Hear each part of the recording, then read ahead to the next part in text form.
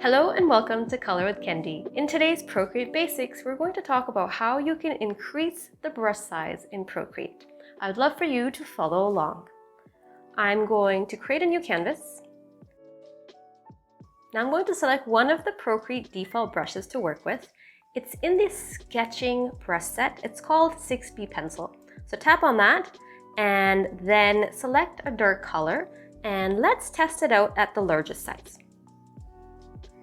It's really not that big. If you want to color in a large area, it would be hard to do with this brush. You could do it, but it's going to take you some time. So let's increase the brush size. So tap on that brush, and what will happen is the brush studio will open up. This is where all the brush settings are. Go to Properties and then increase the maximum size. I'm going to pick anything like 67, whatever you want. Tap on Done. And then now you have a much bigger brush to work with. But just because this brush is bigger does not mean you can't do the smaller look. You can just reduce the brush size.